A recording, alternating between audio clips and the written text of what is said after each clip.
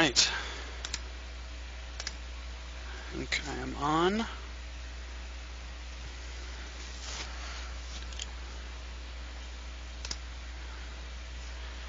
think at least.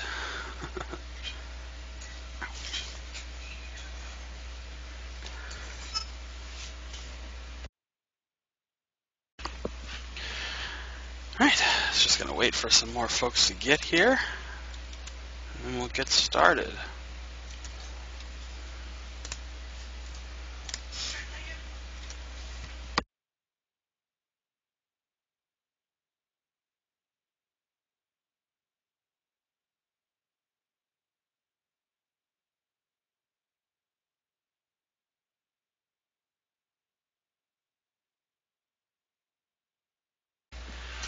Hold on 1 second.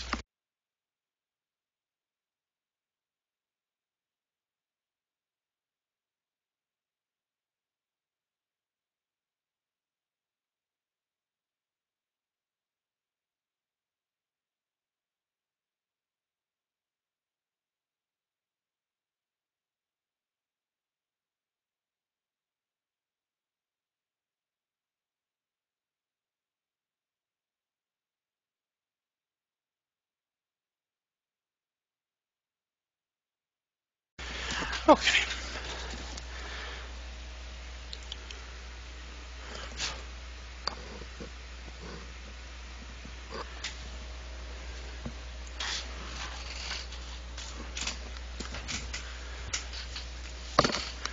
Hold on a second.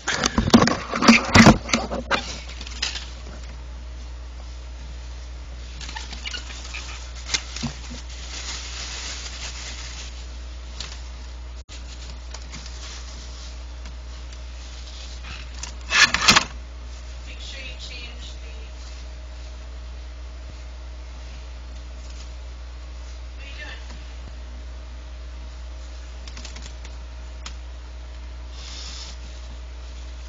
What'd you find?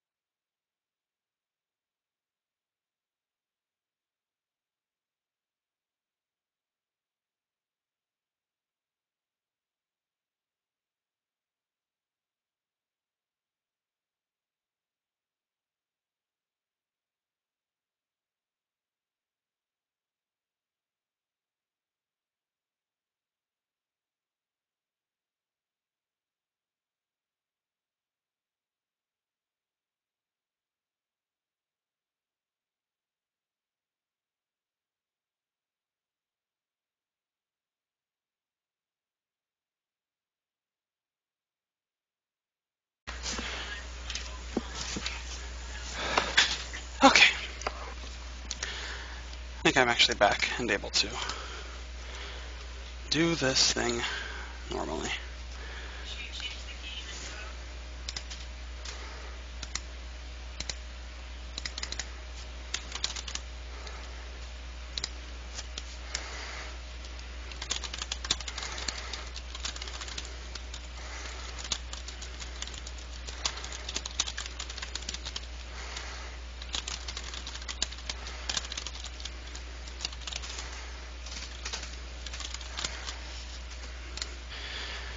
Alright.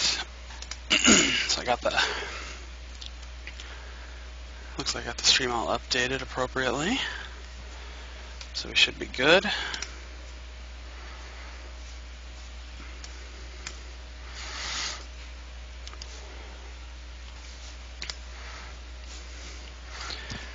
It's time to tweet and see if we can get some more people here.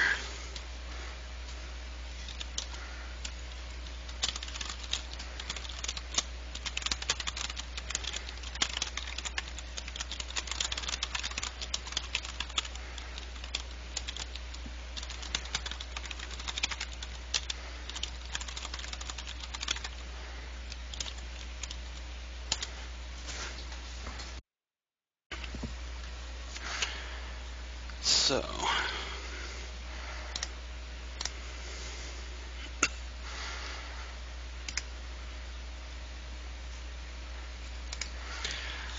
I try to get more and more people in here.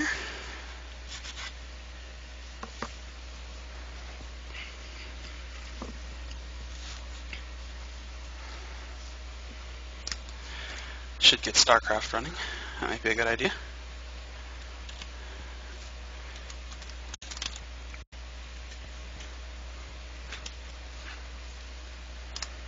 My auto scene changer, that'll help.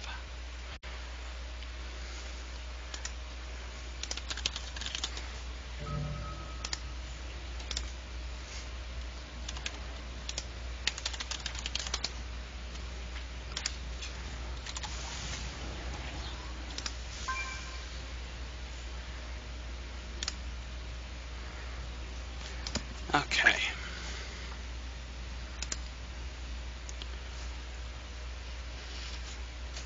think we got all that.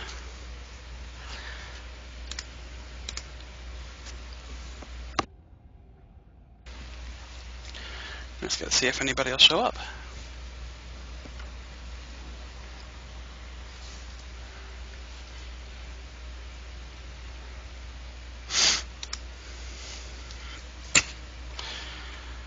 Waiting.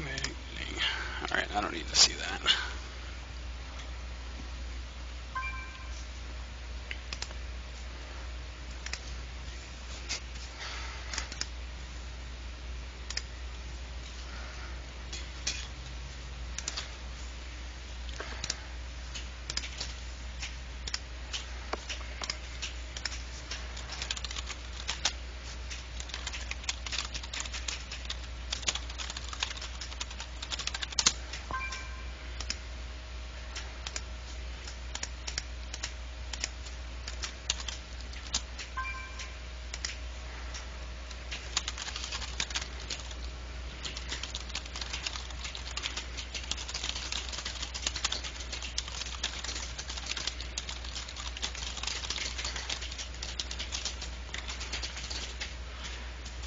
Alright. BattleNet updated. Notify the folks in the StarCast chat.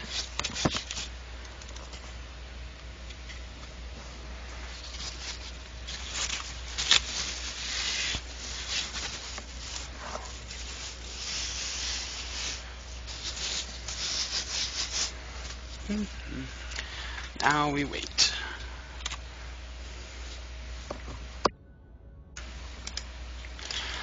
Not too much longer, though. I think we'll give it till 1:15, and then we'll begin.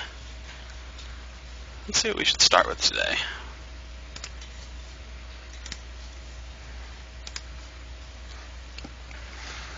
Well, got a few games here from DreamHack Summer that I grabbed. Oh, I got a game here, Liquid HerO versus OGS Forge, who is now part of Team Millennium, in case you missed that news.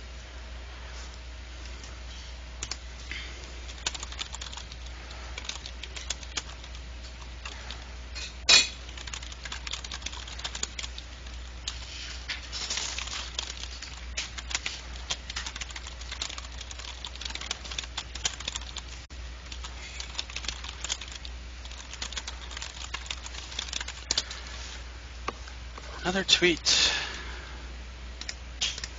and we wait.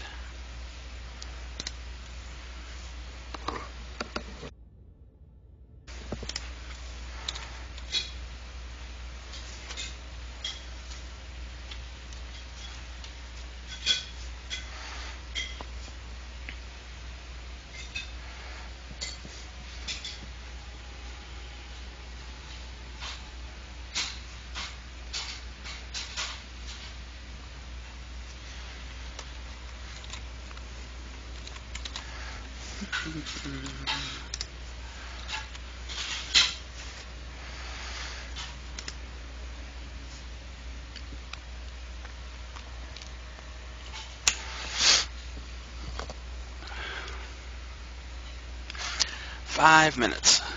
We will begin.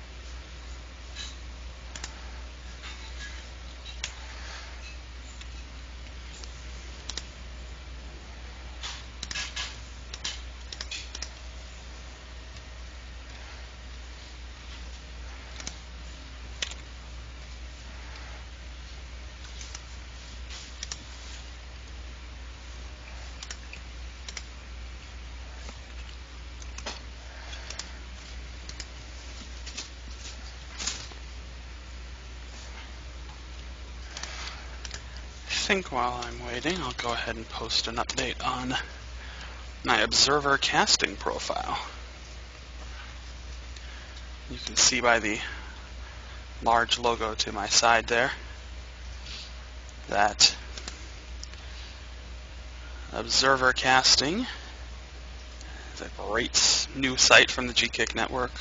It's for new and aspiring casters or pretty much anybody. Go ahead, hop over there, sign up, register for free.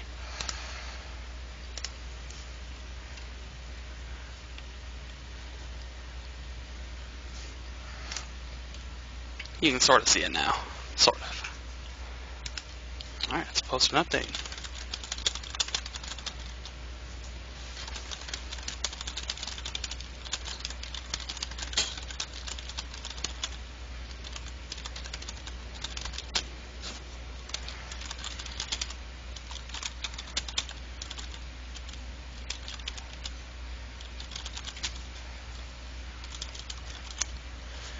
Alright.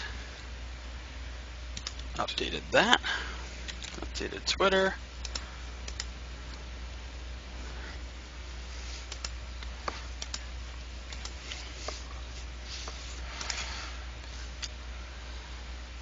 Three minutes, and we will get started. Let me see. What do we want to start with today? I think I will start with HerO versus Forge. Or fOrGG. Either way. Pretty sure it's fOrGG.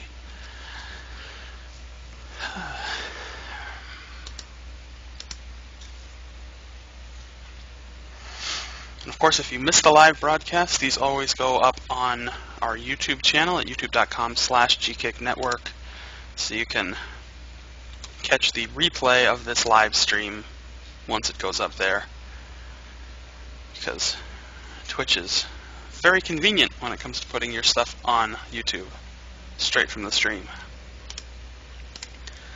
It's true, it's true.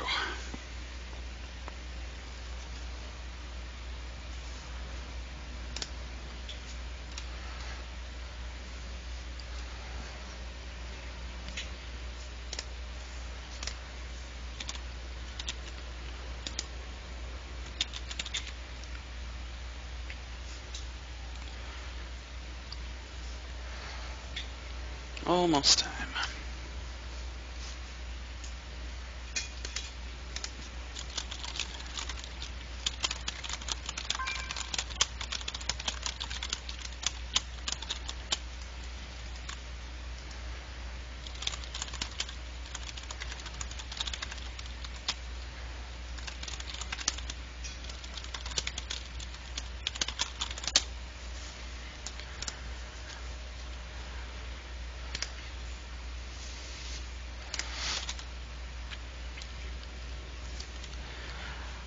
Alright. Well, you know what? Only got 1 minute to go, but I think we might be good. Let me check all my stuff once more really quick. Yeah, that's good. Alright. Scene switcher is running. Let's do it. Back to the game. Here we go. First game of the night. Loading right into it right now. Alright. So here we go, everybody. Starting off in the lower left-hand corner as the red Terran player, it is formerly of Team OGS, formerly of no team at all, now currently of Team Millennium. It is fOrGG. Oh, sorry. Get that zoom in there. Yeah. And his opponent, in the upper right-hand corner, is the blue Terran, the blue Protoss, excuse me, the blue Protoss player. It is Liquid HerO. Yeah. So, playing on Cloud Kingdom, this is the one of those maps where it's very viable to do a Forge Fast Expand because of the nice little choke right here. It's very easy to wall that off in the path to the natural, but not in the cards for HerO right now. Oops. There we go. So HerO sending that scout probe out. so far nothing of interest going on here. fOrGG dropping the supply depot right in his mineral line there. Interesting placement for it, right between the gas and the depot. So there's the scout. It's not going to get a lot of information. He's going to see the barracks there, but pretty standard build right now from fOrGG. So there's not a whole lot to pay attention to. He's going to try to harass that worker a little bit. He will pull a second worker off the line, so getting a little bit of hostility in there. Not a whole lot, but he does do enough damage to that probe to take its shields down, so it's now vulnerable. If we check back in on HerO, still just boosting a bunch of probes. Nothing else gone up yet. Oh, there goes the expansion. So he is going with an early expand build, but he's not going with any kind of forge wall off or anything like that, at least at the moment. He will drop that gateway right at the top of the ramp, so this is the build he's going with. Still, pretty typical stuff. fOrGG now sending out his SCV to do a bit of scouting, see what's happening here. Now fOrGG, he's one of those guys I haven't had a lot of experience seeing in action. I'm not going to lie, you know, it's kind of one of those guys that I just haven't paid much attention to. Well, here we go. If we check up here, he's going fOrGG going with the expansion at around the 17 or 18 mark there. And that probe, which was trying to hang back, possibly drop down a pylon for a bit of cannon harass, does get picked off by that Marine. So the expansion will go down for fOrGG. Cyber Core going down in the base. Right now, fOrGG getting a good scout of the situation. He'll see the gas. Now if we hop back to here, if we can see, basically, what did he see? He does see the gas. He does see that the core went down, so it's not a ton of info. I mean, he does see the expansion as well, so we kind of have an idea of what's going on. Whereas if we check in on HerO, I mean, he does know that there was an expansion that went down. But that's really all he sees. Another expansion being built for fOrGG, so it looks like he's going with a pretty heavy economic build at the moment.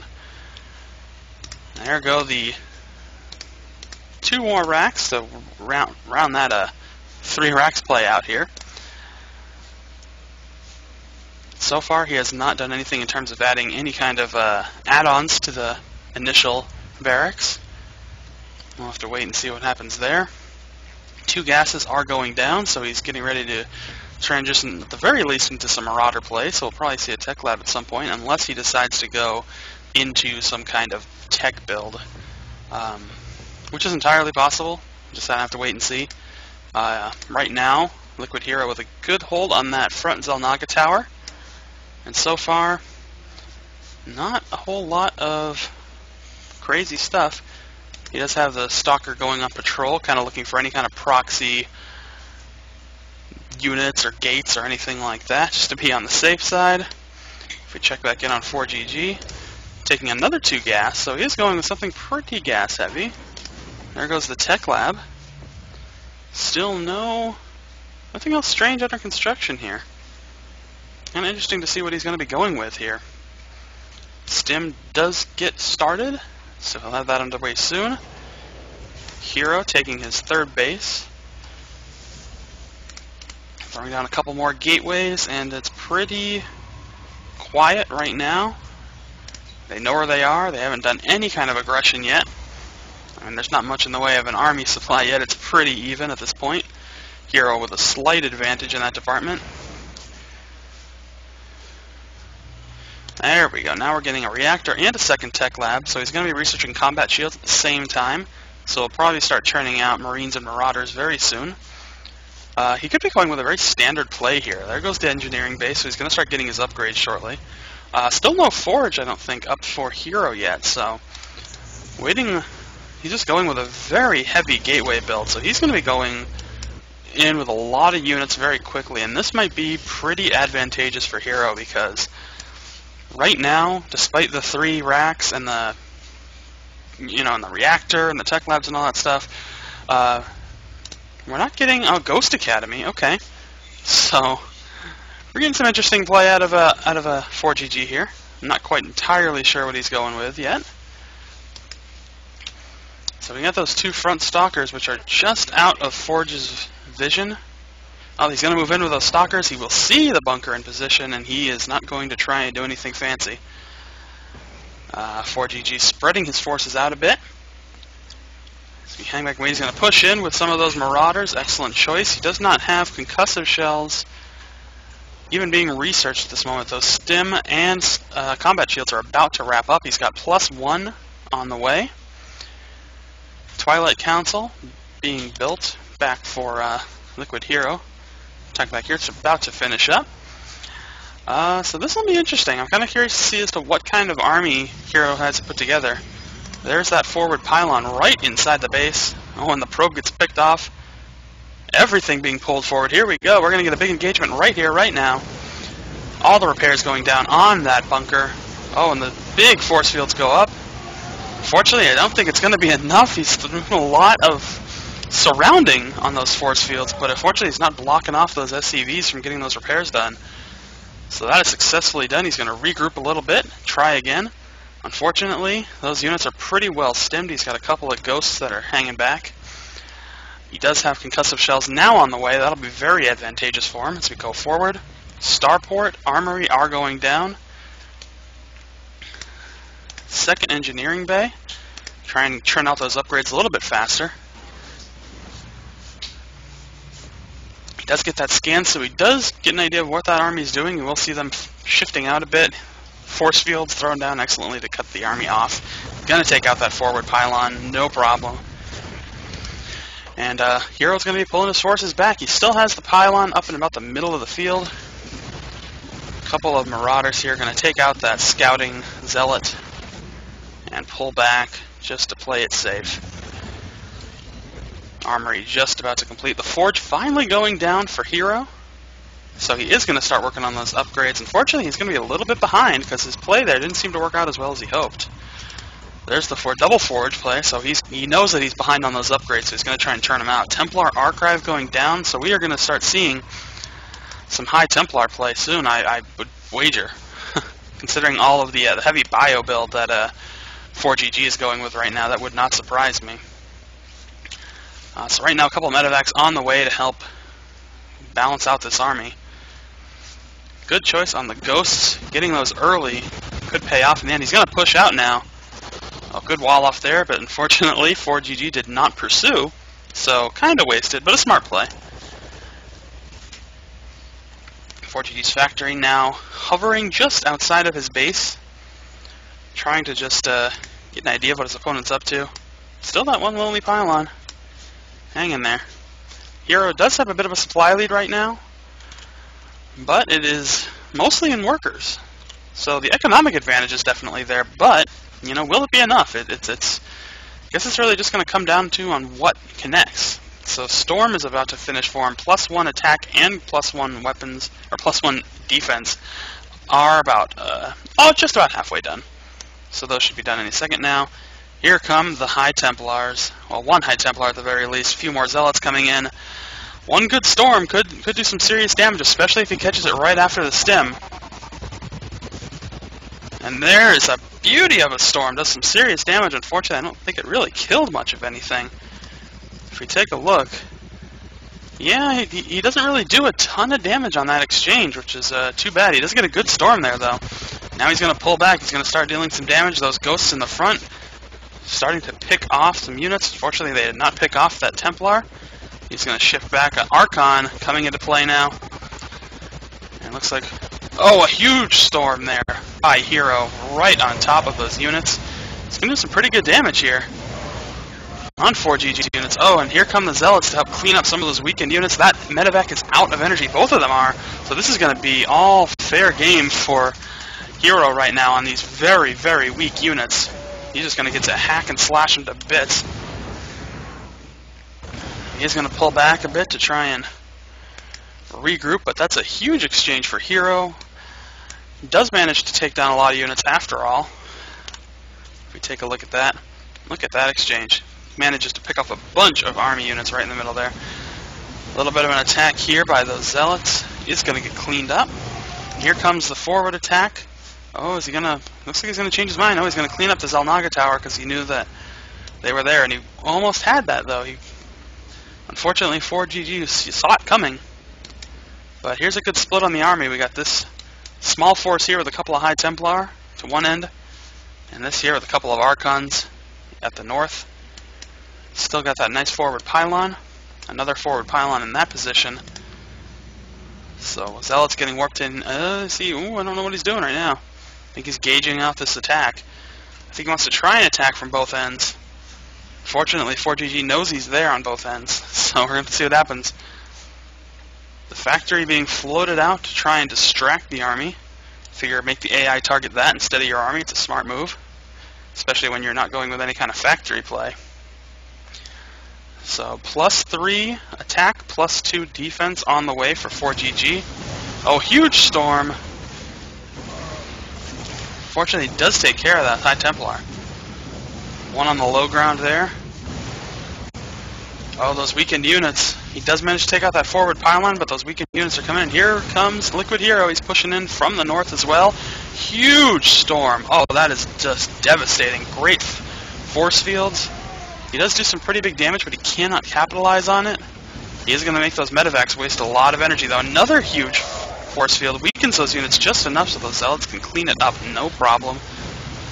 Well, clean up some of them. But Forge still with a big upper hand at the moment. Very sizable supply lead at this point, so HerO's going to have to try and pull back a bit, refocus his efforts. Another big storm. That will give him time to clean up a couple of those units. Yes, he will, but he's going to lose all of those Zealots in the process. So it looks like at this point he's just going to probably want to pull back a bit, hang tight, try and rebuild his army. fOrGG in a big position right now to do a lot of aggression. We check in on the army supply. Massive army difference for fOrGG. He's got HerO on the back foot, that's for sure. So here we go, 30 supply difference in total for fOrGG. He's going to push in up front, but he just wants to wait for everything to get together. Oh, a key storm right there. He manages to take out a good handful of units. I don't know if it's going to be enough, though. That's still a huge army. And again, beautiful storm by HerO. Does a lot of damage. Burn up as much of that medevac energy as you can. Even if you don't kill the unit, the more of that medevac energy you can get rid of, the better. Just make them waste it, and then all of a sudden you can roll in and start cleaning up units that can't get healed. Especially if he stims up like that. Oh, another storm, and he's going to make them all walk right through that storm just to get healed. A huge storm there.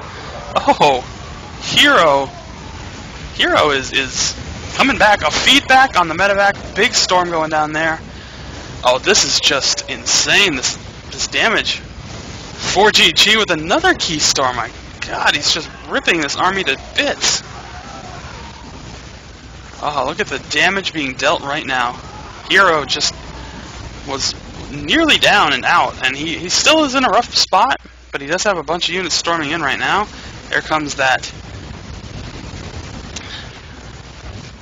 Colossus to do a little bit of damage. The Nexus being rebuilt, and there go what's left of fOrGG's army. Let's take a look at the supply count.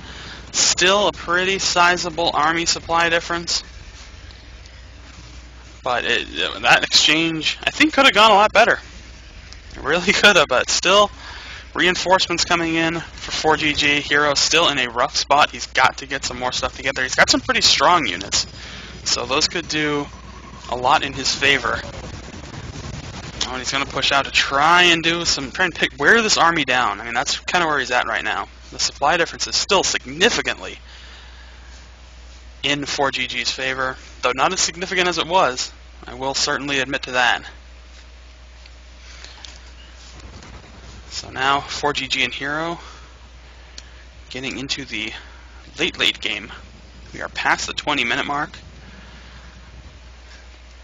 So I'd say right now it's been a pretty even exchange. I mean, yeah, fOrGG does have the supply lead, but he's not getting these massive victories. Oh, and a huge engagement going on right here. Another one going up the front. Those Templars are getting picked off. He does manage to get a storm down. It will take out a few units.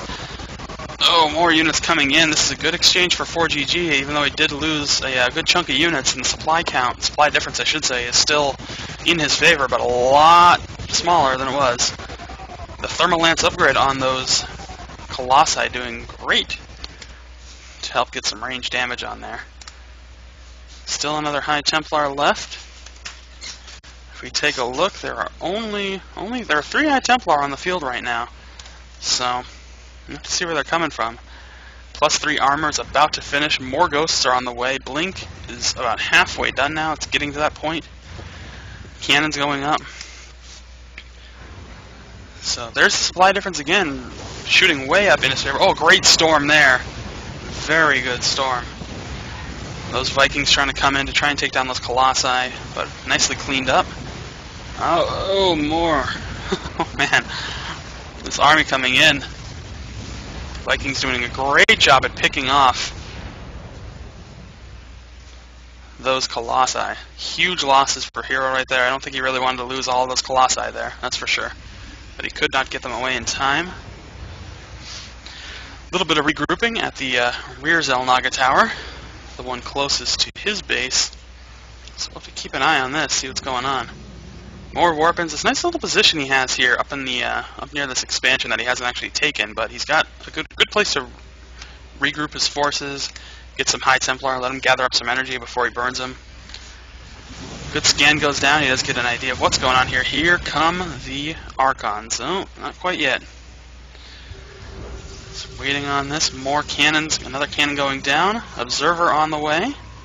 Try and get a little bit of an idea. Hopefully follow around that force. And here we go. They're moving up front. The Vikings moving on up top to try and take out those distant Colossi. They're not quite in a good position, though. Oh, and there goes another Colossi down. Ooh, this expansion is in trouble. Good storm there. It is going to clean up a couple units, but the expansion does fall. Checking up here. Big exchange. Oh, HerO is in a tough spot right now. Oh, but I don't know. Gosh, those storms are just landing huge storms. He's cleaning up all of this army with those storms. I mean, he's pretty far behind right now, as you can see, but he's got Forge on the back foot.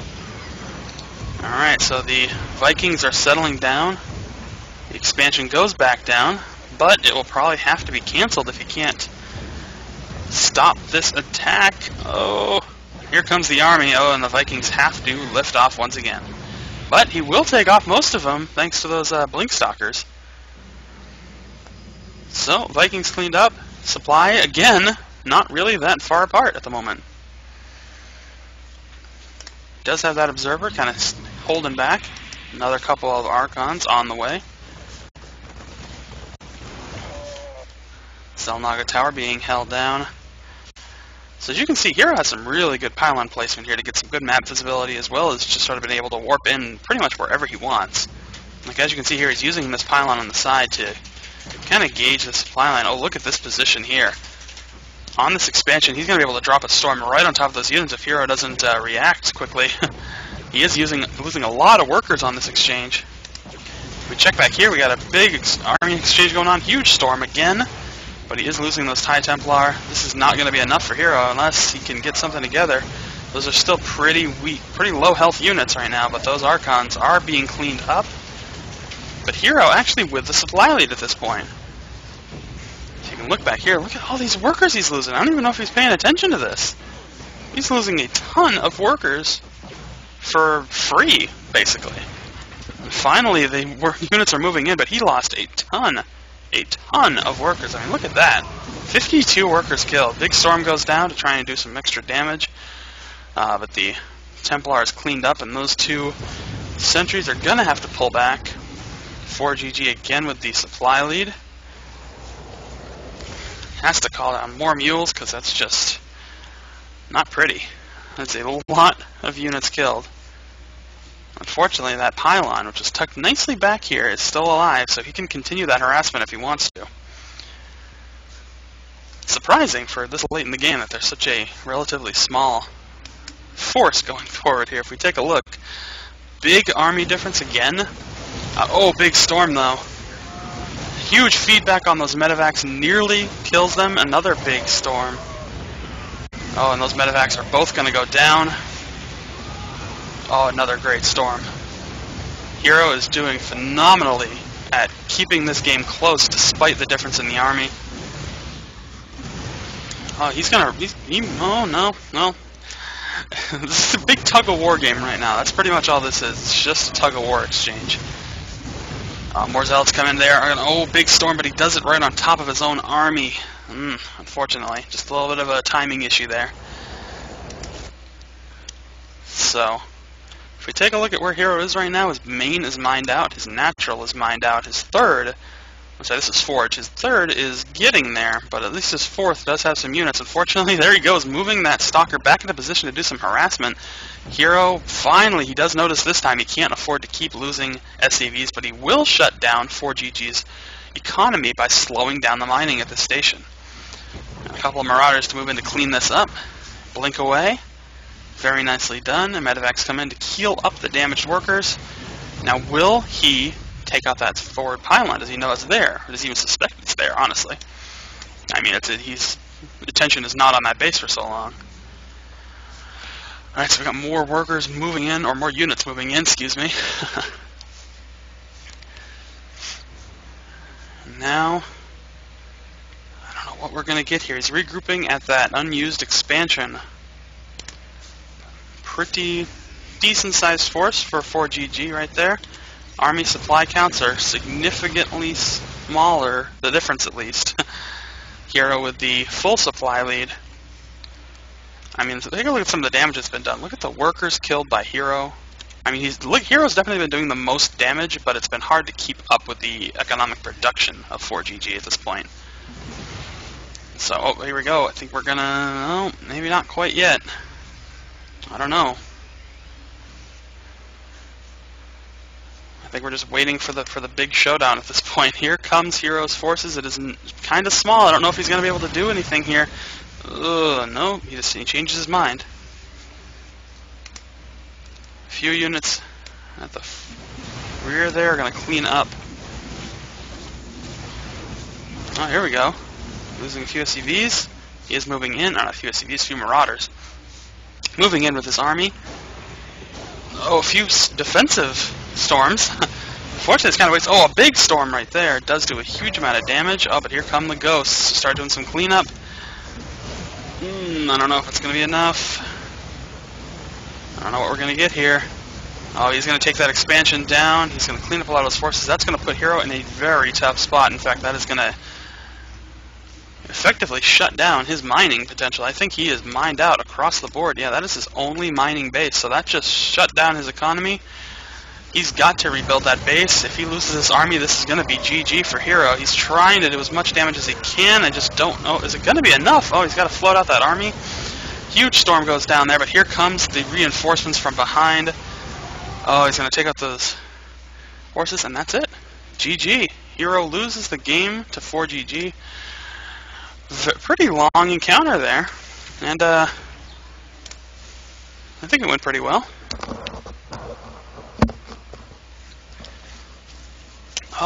All right. Let's just take a moment to grab a sip of water. It was a long game. Yeah, he actually got he did a double forge fairly late on there, so he finally put some cannons down. Yeah, I don't know what he had planned. So I think we're going to go into... Let's see.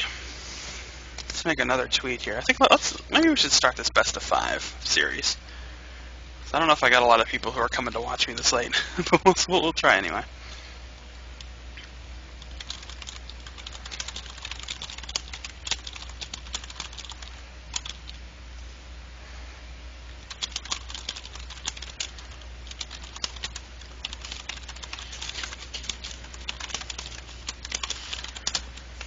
Alright, another tweet goes out. Hopefully we can get some folks in here to come watch. If you're here and you are watching it all, feel free to leave a message in the chat. Let me know. I'm going to be in the game, of course, so I might not necessarily be able to reply to you right away, but let me know that you're here, and I will say hi between games. So what do you think, guys? Should we get down to it? Stephano versus MC in a best of 5 match?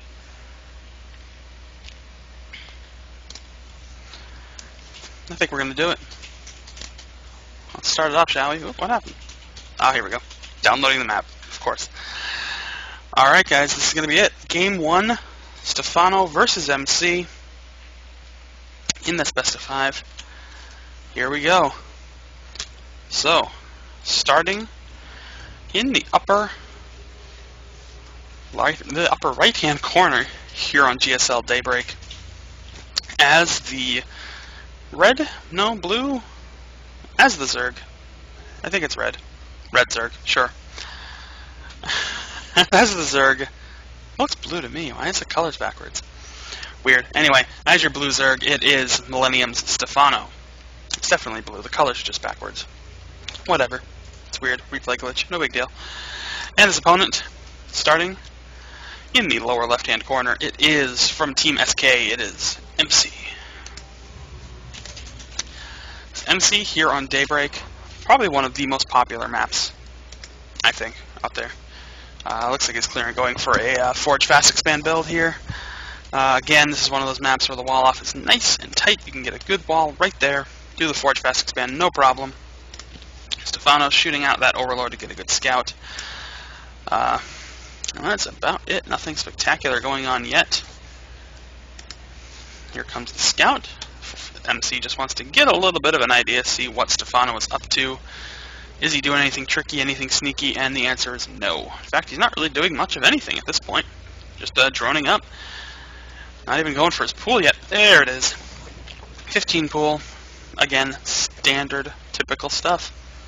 This is the opening game. I mean, these two have played each other a lot, so I mean, there's no real big surprises here.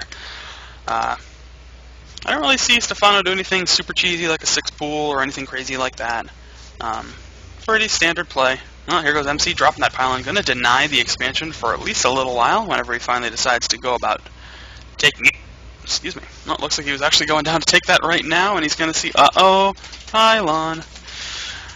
That'll slow you down.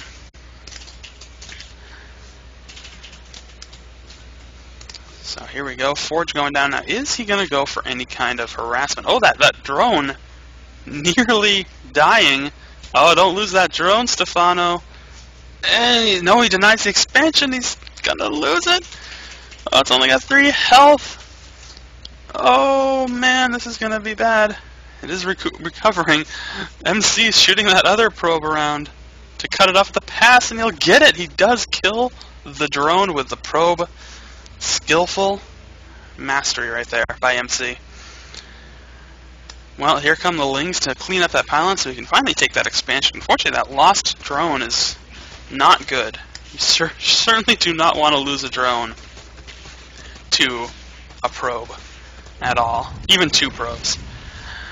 Well, at least that pylon does effectively supply block MC, at least for the moment.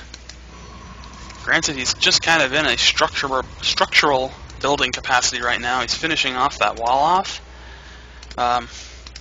Pretty sizable gap here, though. It's, usually the gaps are a little bit smaller in a Forge Fast Expand, but that's okay. You know what? MC knows what he's doing. He's a pro, right? Stephano having that Overlord right on top of that box in good scouting position. Same down here, as you can see.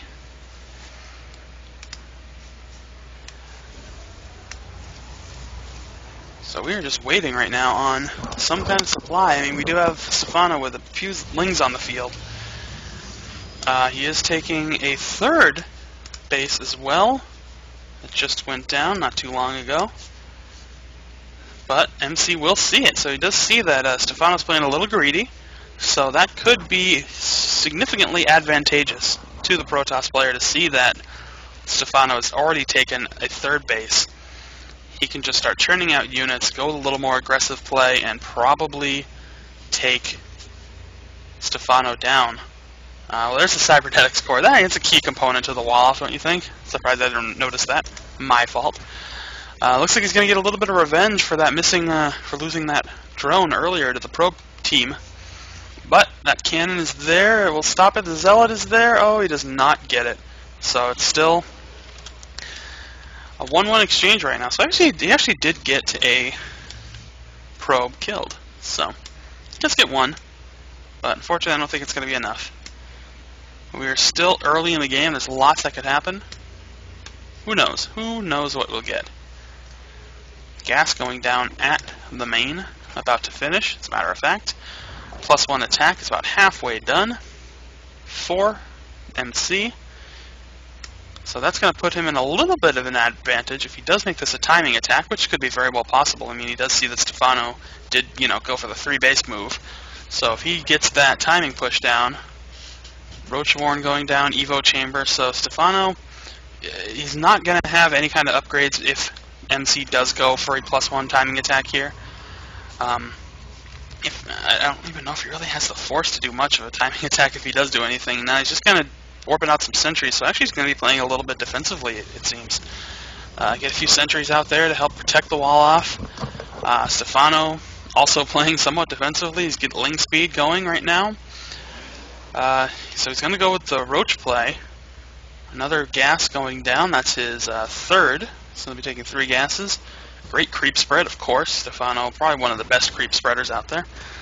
Oh, that Stalker narrowly avoids the surround by those Lings. He might be able to get away. He's going to take a few pieces out of that shield, but he will manage to escape because Ling speed is still not quite halfway done yet. So +1 missile attacks are on the way. Layer is about to finish here. Another base going down. I think it's a macro hatch, actually. Yes, it is. So it's going to be, I think we're going to see some pretty severe Roach play here with the +1 upgrade to that. That could be some pretty impressive stuff. Roach speed on the way. Creep spread already doing quite nicely, I might add. And if we take a look at our army counts here, it is still pretty much in Stephano's favor. I mean, he's got an overall supply lead at this point. More workers, slightly more army, but, slight differences in supply count. A couple of pylons going down at the 3rd base position, and there goes the 3rd base. So, MC with that observer in a pretty good position. He'll be able to see if anything decides to pass through that upper area or tries to take that Xel'Naga tower. So, fairly decent position. Stephano with the Overlord ready to scout this base. A couple of Immortals are on the way. One of them about to pop now. More Lings. Burrow is being researched. Roach speed is just about done. Here come the Roaches.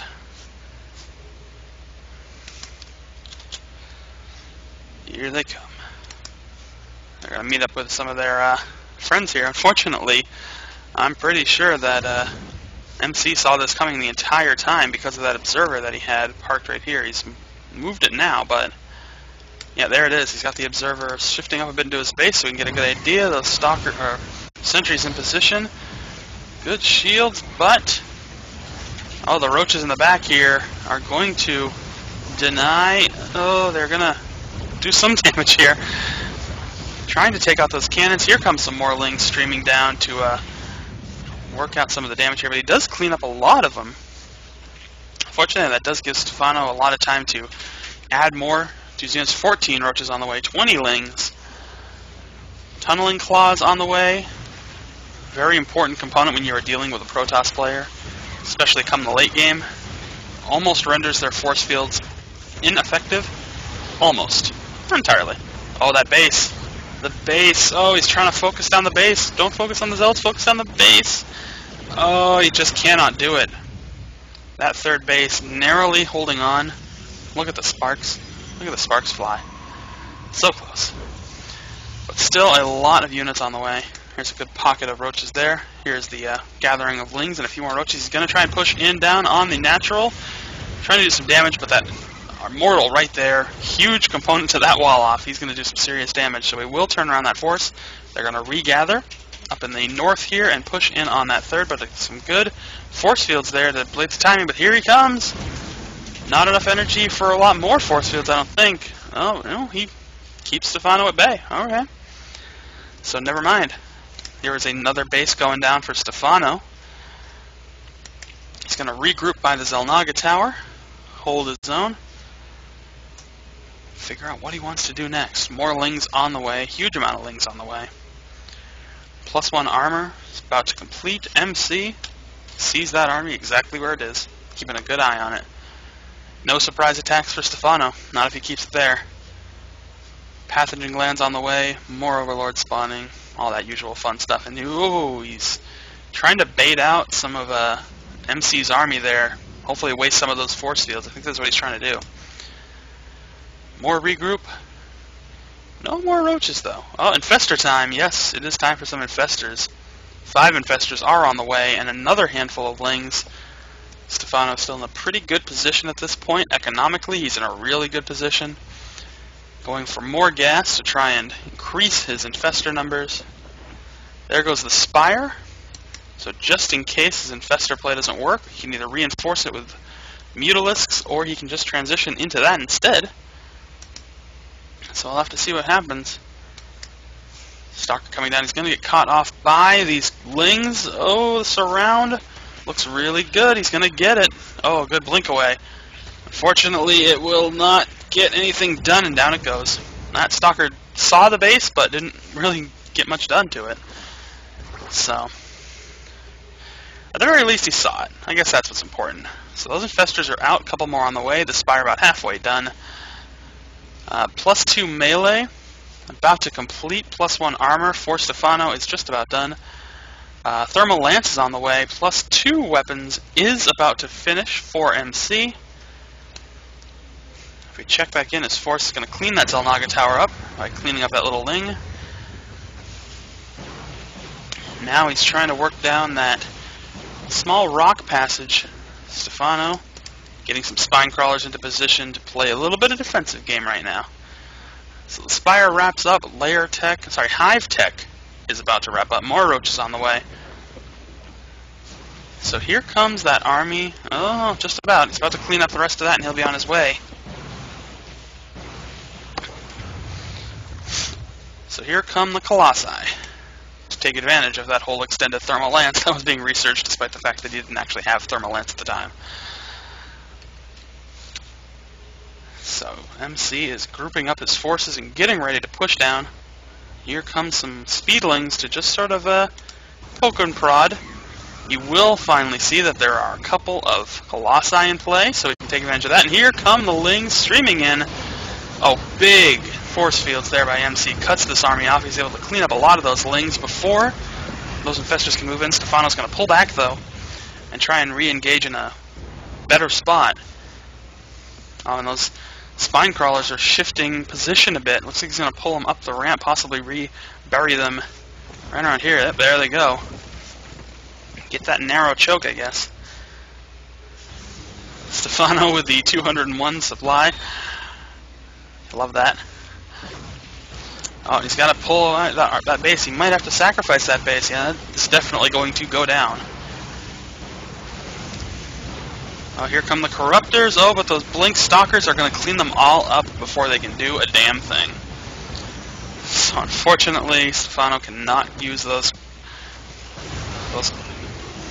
Corruptors. Jeez. Here we go. We're going to get the engagement happening right now. Big blink in. He's going to clean up those guys. Here come the units. Big force fields yet again. Trying to get some fungals down. He's going to do some damage, but he's just going to take so much in terms of damage. Infested Terran going down. He's going to help try and clean this up, but MC is still in a really solid position. More force fields go down. Holds them off. Those Corruptors again. Bam, bam, bam, bam, bam. He's going to lose so many of them. I mean, the army count's still pretty even at this point, but the big blink right into the middle of everything. I think this game is just going to go to MC. There's just nothing that Stephano can do. Well, he's losing a lot of this. He's got the vision, and there we go. Yeah, this is too much. Way too much for Stephano to handle, and that is going to be GG any second. Now, there it is. Well played. Good luck. And that's it. So there is game one, which goes to Stephano. No big surprise. Or goes to MC, excuse me. Let's check in on the chat here. Oh, hello. How you folks doing? Oh.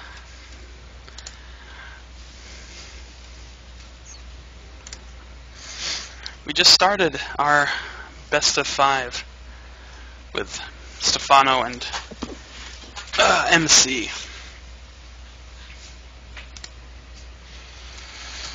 Nobody likes my overlay? People don't like my overlay. What's wrong with my overlay?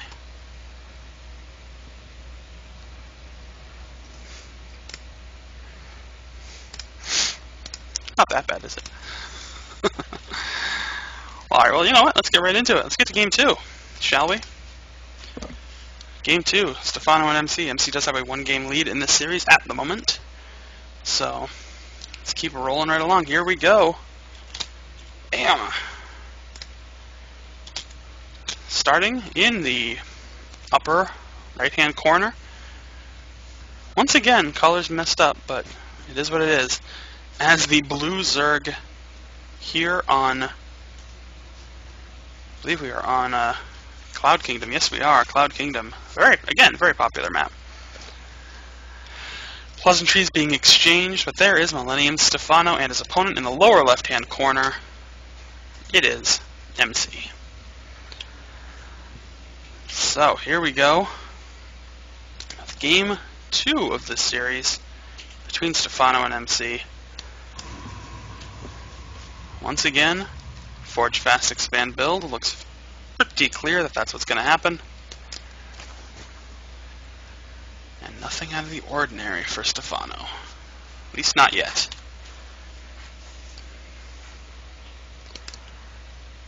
Scout's going to poke his nose up in there, get an idea of what's going on, and then I wonder if he's going to try the same kind of harassment, throwing down that pylon, or if he's just going to try and check for any kind of early messy business.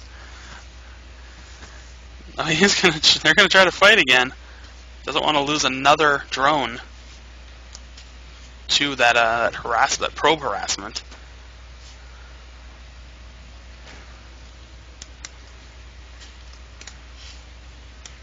So far, very standard play from both guys. A lot of these games seem to happen on Cloud Kingdom. It seems to be one of those really just good maps. I mean, so many pros play on it. It's a really nicely balanced map. It's got a lot of wide open spaces. It's got a lot of narrow chokes for other players. It's pretty nice. Oh, the pylon. Yeah, no, Stephano's going to see that, buddy. Well, don't lose the drone, though. Oh, here comes some drones to help clean up that probe and to clean up that pylon, but he's going to lose a lot of mining time for pulling that many drones, excuse me. He does have to cancel it, of course. Back to business. So, was it worth it? 25 minerals for all that mining time? I think it might have been worth it. Had to pull all those drones. I totally think it was worth it. Well, there goes the expansion. Once again, it's pretty basic stuff. Not seeing any kind of weird deviations or strange plays or anything like that. Nexus going down. Again, this is a Forge Fast Expand build, so yeah, that's what you're going to see. As you can see, it's going to look a little bit different on this map because it's a slightly smaller choke into the natural.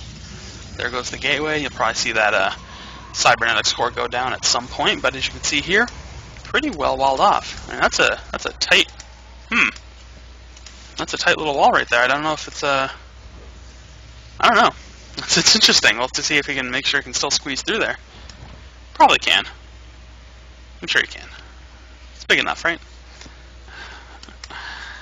In any event, here we go, moving on. Double gas being taken by SKMC.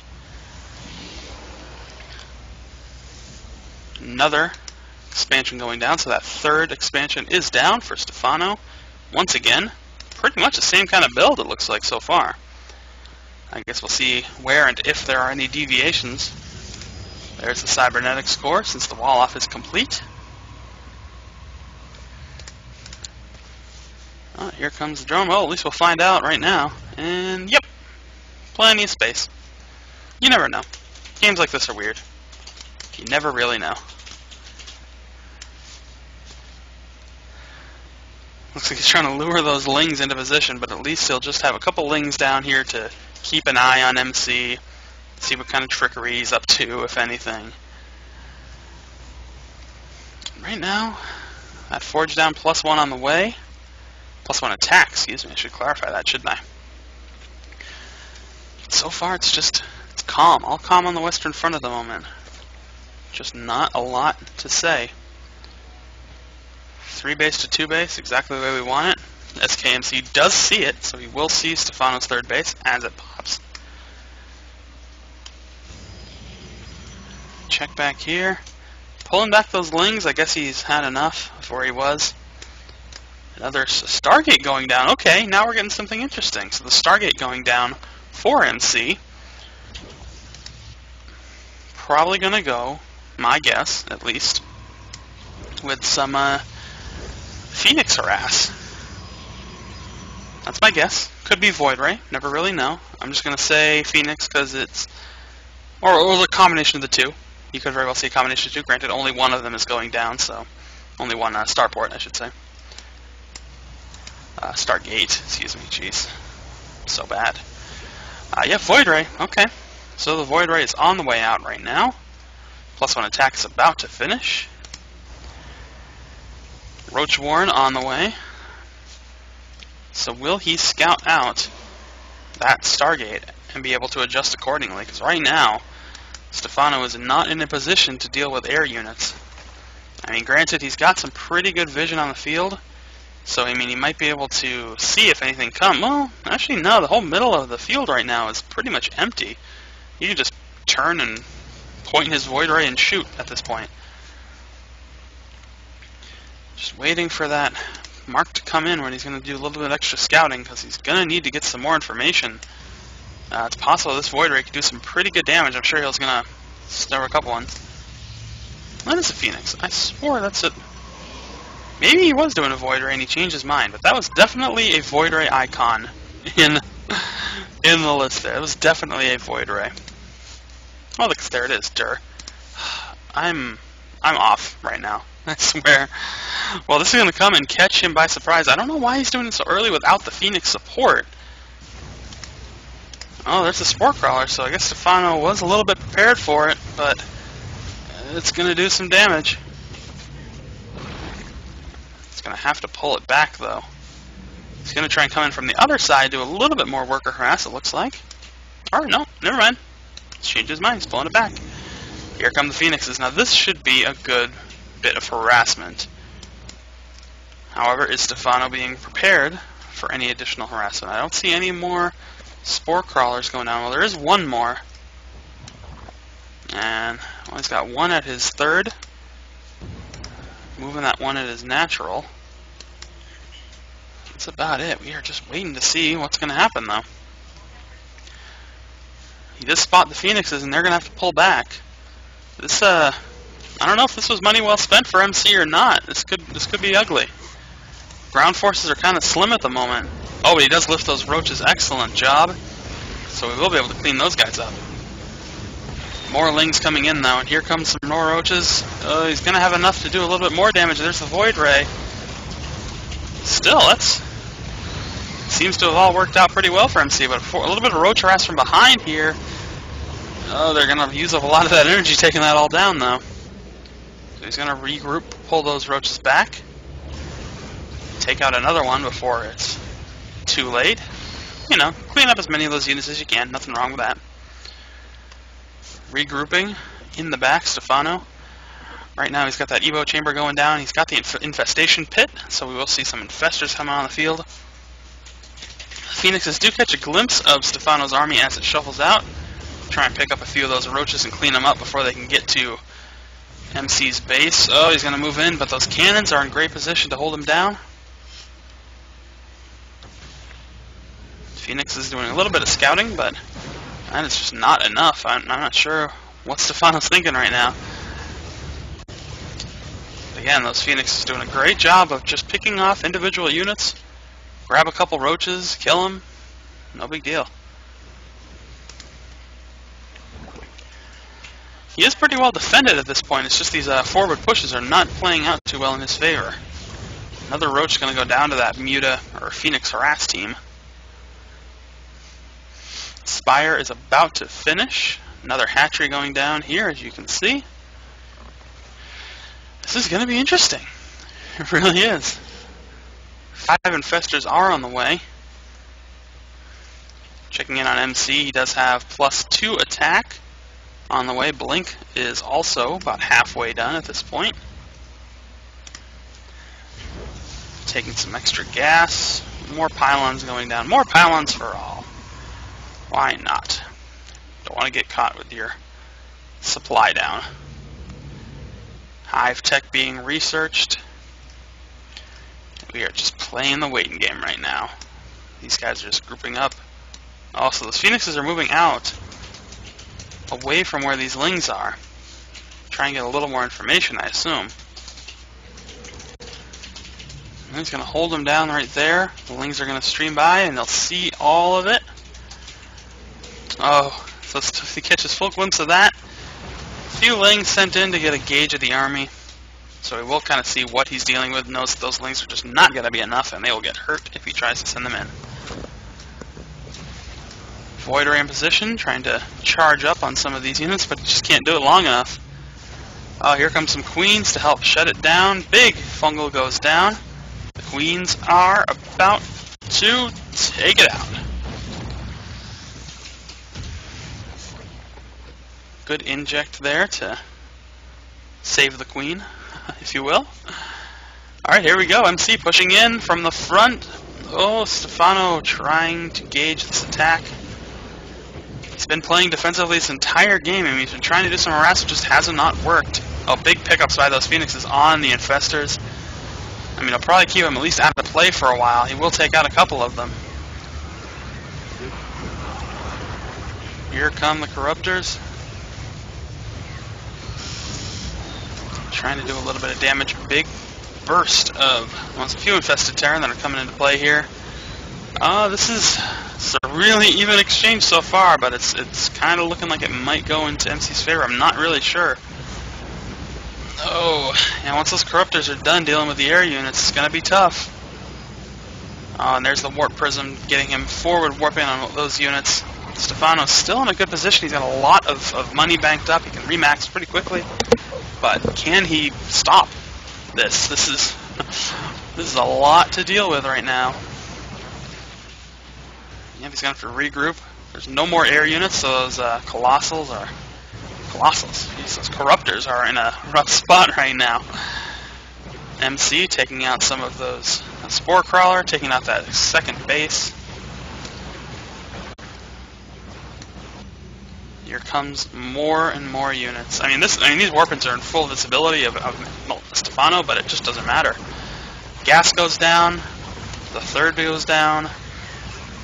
Trying to warp in, trying to move in again. I mean, the army's total supply is very even at this point, but I mean, it's I don't know if it's going to be enough. Stephano now very supply blocked. Oh, look at this. MC doing what MC does best. The blinking micro. Oh, but wait, Stephano pushing in, but no, he just cannot get through everything quick enough. Oh, he's losing a huge amount of units at this point. That skilled blink micro, keeping those stalkers, a few stalkers safe. He's got a great concave on this force, just not enough. Well played, and there you go. Stephano drops down again and loses the second game. So he's down 2-0 in this series. This ain't going to be pretty, I don't think. Another little drink of water. So alright, so we are down 2 games, and MC already has a 2-0 lead in this best of 5 series. I don't know if Stephano can come back. I mean, it's rough. It's going to be hard. MC is a damn fine Protoss player, but Stephano is also a damn fine Zerg player, so we'll just have to see.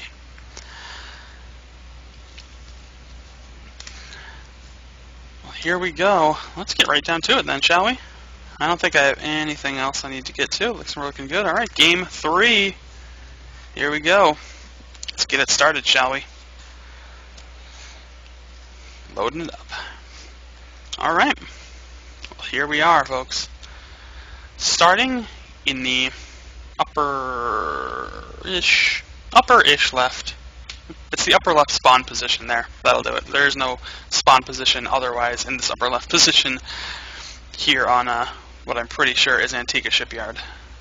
Pretty real familiar with this map. Anyway, here we are, starting as your blue Zerg player. Again, colors all mixed up. Don't really care. It is Millennium Stephano. And his opponent as the red Protoss player. It is starting in the lower right-hand spawn position. It is SKMC. So, Stephano is down 2-0 at this point. He cannot afford to lose another game, or he is done. Keep in mind, I mean, these are obviously replay games. I don't know exactly where these games are from, which tournament or anything like that, but whatever. It's all in fun, right? It's all good. Again, looks like we're getting that same kind of Forge Fast Expand build. I think that happens just all the time now, pretty much. There's a few maps where maybe it's not a viable strategy, but it just seems to happen all the time now, and there's really nothing wrong with that. I mean, you know, do what you gotta do, right? So, MC tries a little bit of harassment with that probe, but Stephano not having any of it. Goes right on the attack. Takes that shield down. Unfortunately, those shields are fully rechargeable, so does not do you a bit of good to take them out. We are waiting for the interesting stuff to happen. There goes the Forge, spawning pool, spawning or going down at the pretty standard time, as always. And the expansion, bam, right there. Not a lot of deviation in this build. Granted, I mean, you know, it's the same matchup. These guys have played each other a lot, so it's one of those games that really doesn't, unless they do some kind of drastic, cheesy type opening build, or if they try something way out of the ordinary, they're probably not going to deviate from their starting build that much. I mean, it's just, you know, when you play against each other so often, you kind of know what strategies you're looking at, so you don't want to. The deviation is going to be in the mid game, in the game itself. You know, what's your tier 2 selection going to be? What are you going to, you know, go into? And even though it's pretty standard for Zerg at this point, I mean, it's still something that can really turn the tide of the game. I mean, if you know, he can make a big difference if he goes straight into mutas and decides to do some harassment instead of just, you know, playing it safe or playing to the mid game or to the late game. So we'll have to see what he decides to do. Still getting those overlords into position. There goes that third base. Again, this is all like the same kind of build that we saw to start things off. Fast expand is complete. Zealot is on the way. We are just waiting for that deviation. That's kind of what we are at this point. We're just waiting for that deviation. Once we see it, that's where the exciting thing happens. You saw the deviation from MC in the last game when he went with the Starport tech. Stargate, excuse me. I forgot. We're on a TV, doing TV show names for our stuff now. So, you saw that in the last build. I don't think we're going to see anything like that here, though it's entirely possible. Stephano, so far, not really going with a whole lot different. In fact, he's not really going with a whole lot of anything. In fact, I don't even think he has any kind of army so far. Oh, he does. Guess he's got a little bit. But that's okay, because we're still a couple lings poking his nose out. Gonna go head to head with that Zealot, or at least face off with the Zealot and say, oh, nope, can't beat that guy.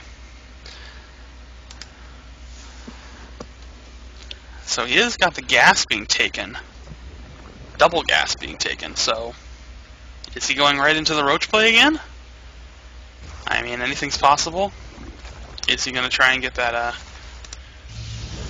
unit transformed? Oh, 4 more gateways going to 5 gateways going down. Okay, MC is just trying to put this game away. 6 gates, alright. So 6 gates going down on a 2 base. Yeah, he's looking to end this. Just end it. There goes with the slightly off-kilter pylon to try and distract things. Oh, but he's going to be spotted. I'm pretty sure he just saw that. Oops. My bad. I think I just jumped a bit in the replay here. Hit the wrong button, man. That's okay. We didn't jump that far. And he did not see the pylon. Okay. So he missed vision on the pylon.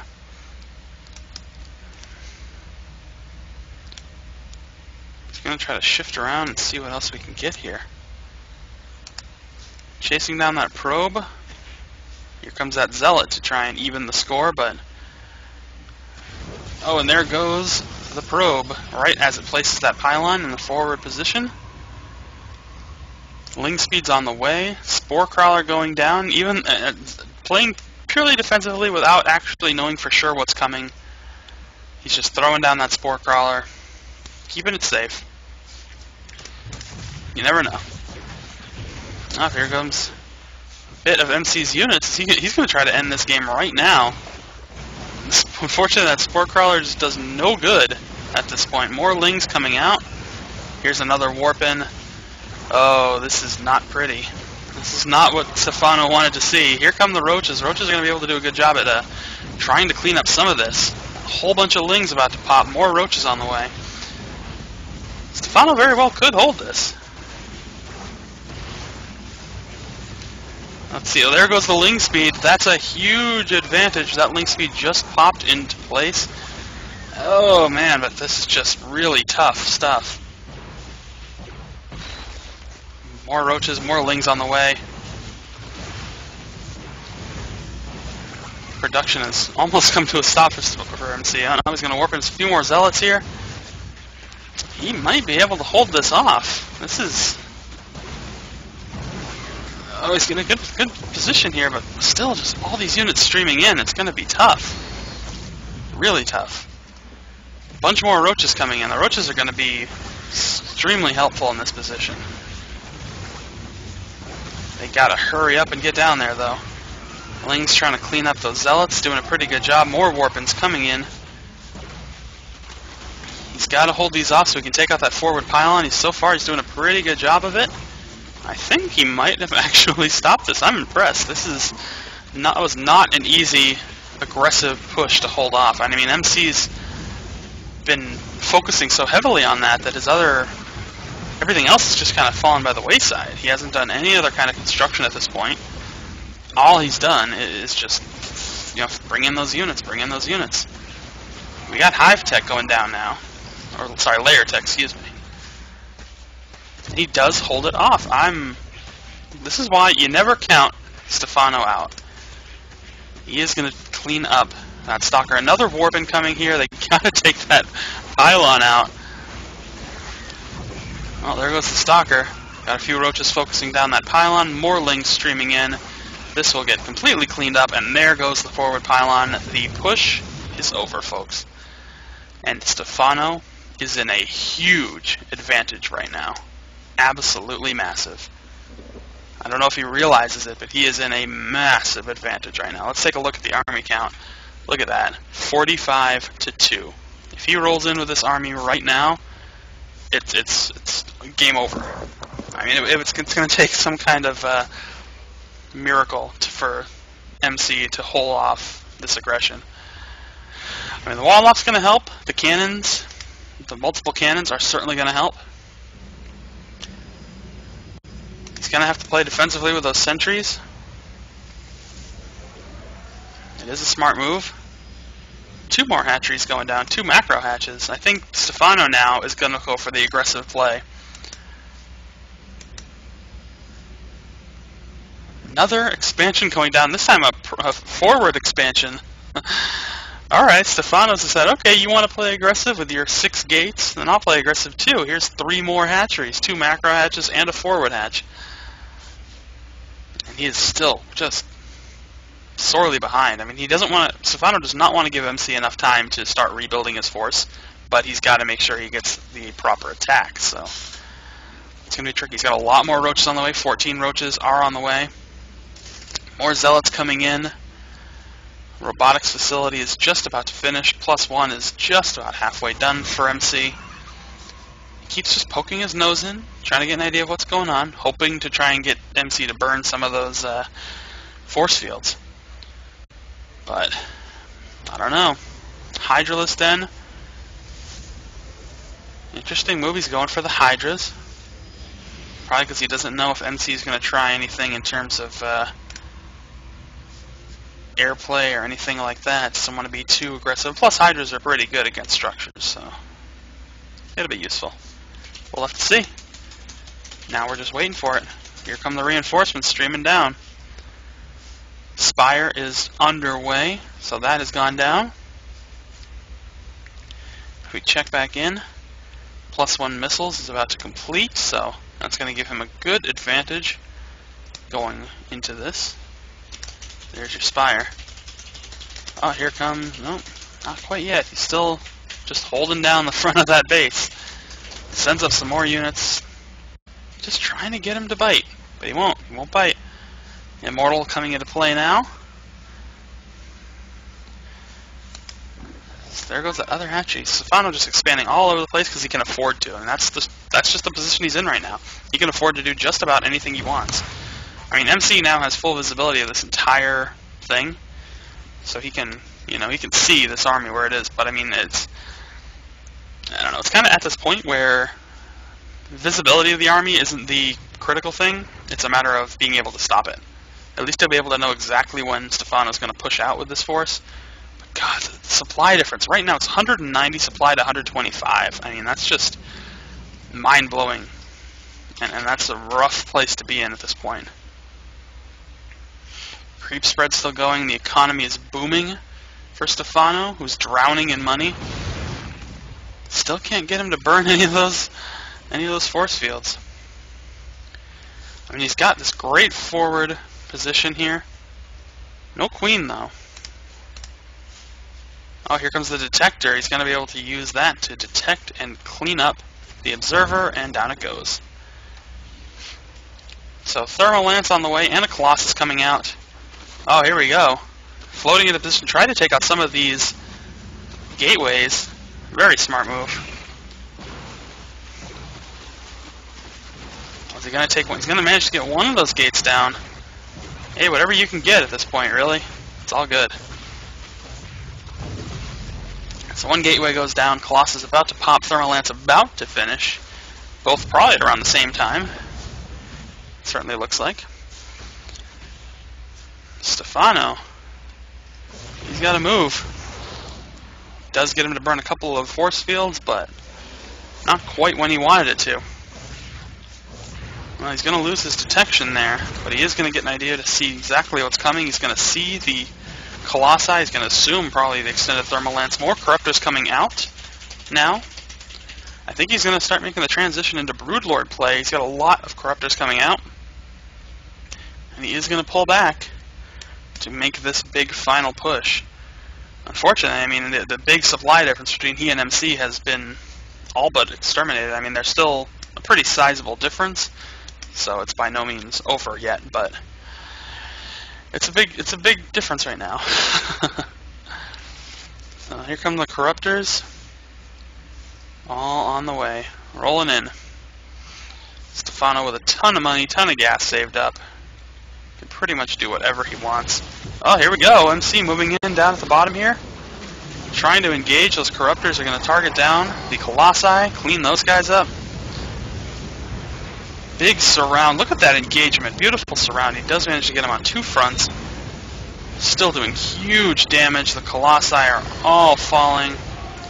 That last one's about to go down, and kaboom. Stephano again with a nearly 100 supply difference lead here. This is, yeah. With all the money, he can just keep expanding and expanding and maxing out, remaxing, and there's no way. There's absolutely no way. I mean, he's going to make a push into Stephano's base now. He's going to do a little bit of damage, try and clean up some of this creep, but here comes the reinforcements, and this is just going to be it. I mean, there's no way. He's not even bothering targeting down the Immortal. I mean, that's how significant this advantage is right now. Look at the amount of roaches and lings and GG. There you go. So again, not a big surprise out of that.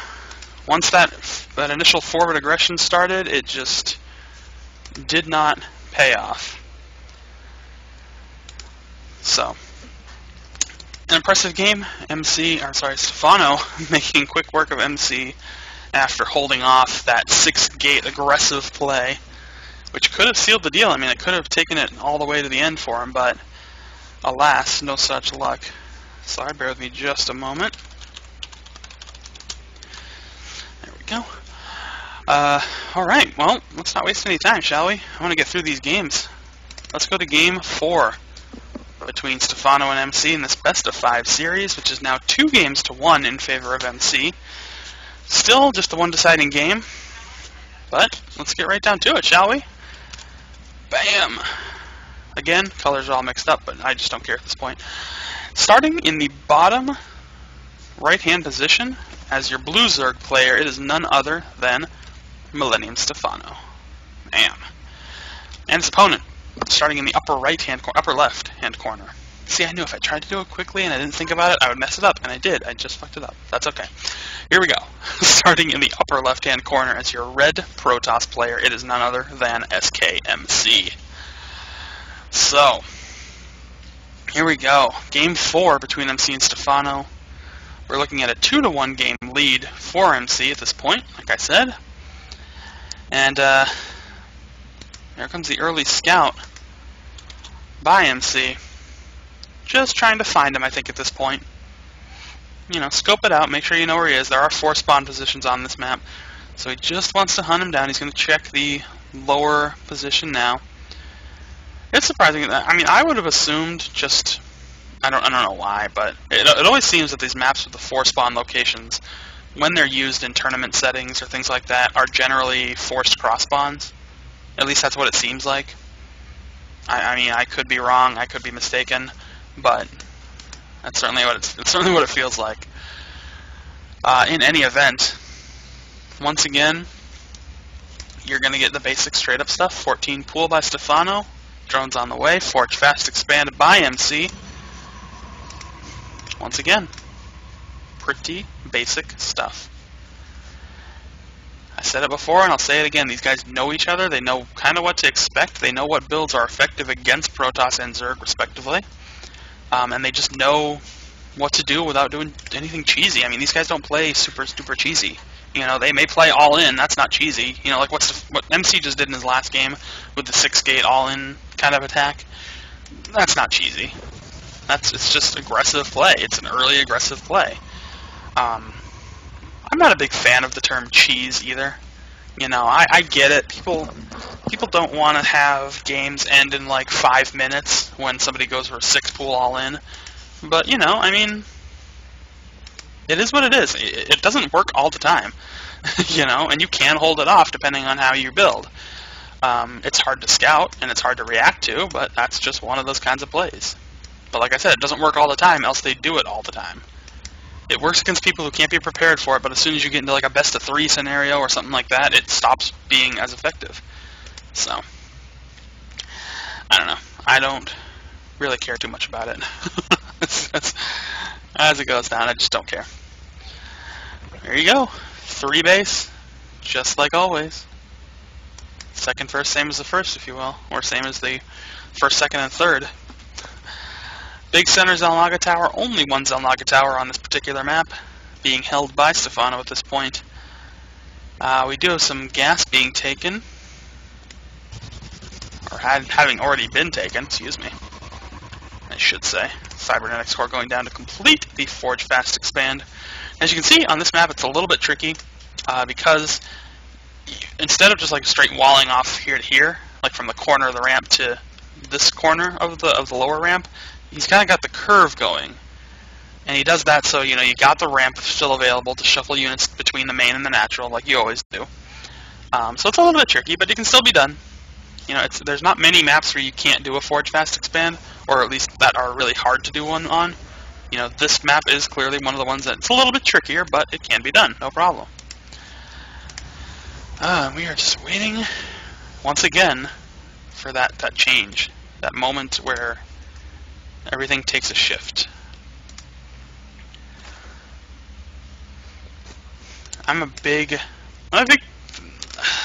It's kind of tricky. I don't want to say like I'm a big fan of Stephano. I don't really think I'm a fan of Stephano. I'm a fan of his games. I'm a fan of how he plays. I mean, I think he plays really, really well. Here we go. Stargate going down by MC once again.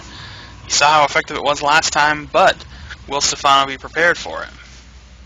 I guess that's what it's going to come down to. So far, no reaction, but he obviously has not seen it yet, so he doesn't know it's there.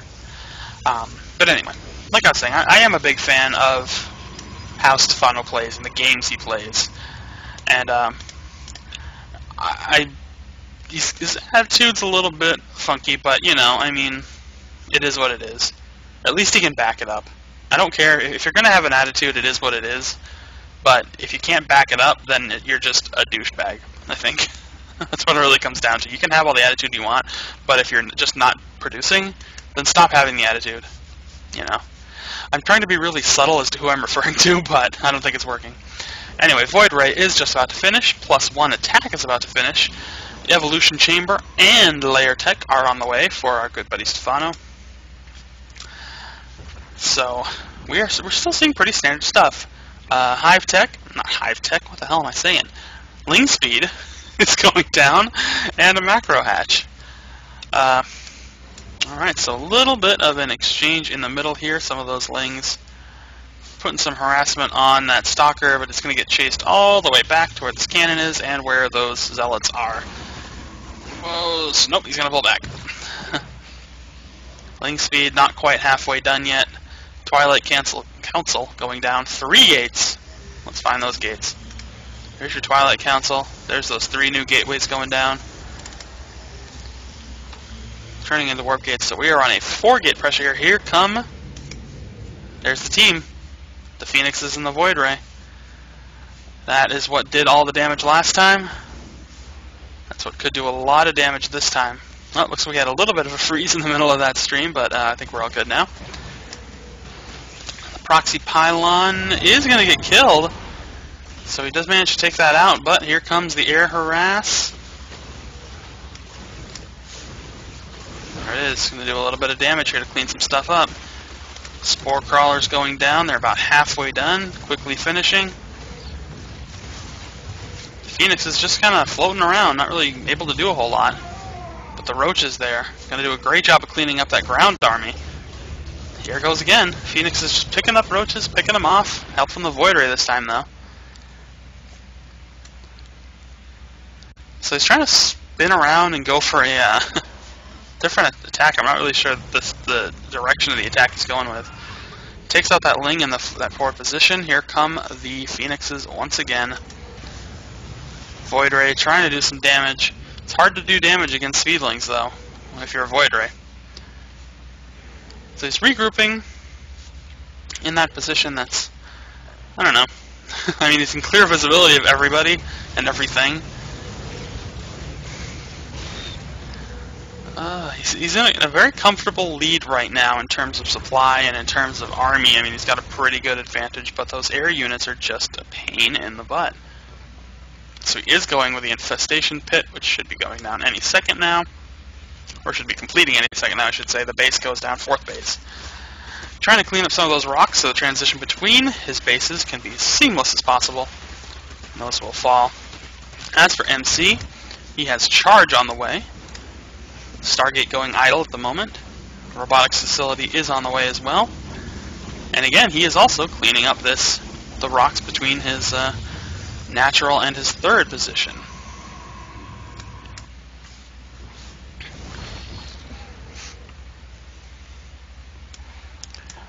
So now we are just waiting to see what they do. Blink and Charge.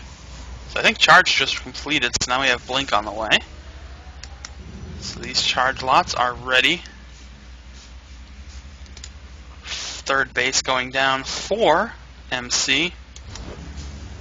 Here comes the harass on that 4th base of Stephano's. Oh, and the Spore Crawler is, I don't know if it's going to get in a good position. He's going to take a lot of damage. It's probably going to go down. It just did not burrow fast enough. Kaboom. So can he deny that base, though? That's the tricky thing. Spire is going down for Stephano. Here comes another Spore Crawler. That one might be able to do the trick, but where's he going with it? Oh, I don't know. He just did way too much. Oh, and a good fungal to catch those Phoenixes. And he will take out that. Look at these great fungals to keep the Phoenixes in position. He takes out the Void Ray with the Queens. More Queens. Clean it all up. Fantastic. So, the air assault has come to an end. That base completes. More Infestors are on the way.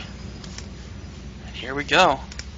Warp Prism loaded up with a couple of Dark Templar. Oh, man. However, he does have those Spore Crawlers in position in a lot of places, so is it going to be as effective as he hopes it'll be? I mean, if we check back here, let's see what he's got. I mean, he doesn't, actually doesn't have one in this position. I mean, it could be good, because it depends on where he makes the drop. I don't know if he's actually put up Spore Crawlers in any decent position, or if he just kind of shuffled them, and after he took out all the Air Force. Oh, good smart move there.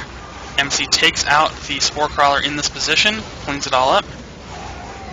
Here comes the drop in the back here. More warping. The Dark Templar are just cleaning up these units. Stephano has to shift all of his forces away, and there goes the detector. So he'll probably be able to see them very soon. And a good hold position on the ramp there. As soon as that detector is finished, those Dark Templar are going to be toast, unfortunately. There it goes. And down they go. Pretty quick, I would say. Didn't last too long. The Warp Prism takes off. The rest of that drop is cleaned up. And Stephano still with a sizable advantage at this point. More Lings are being transitioned in.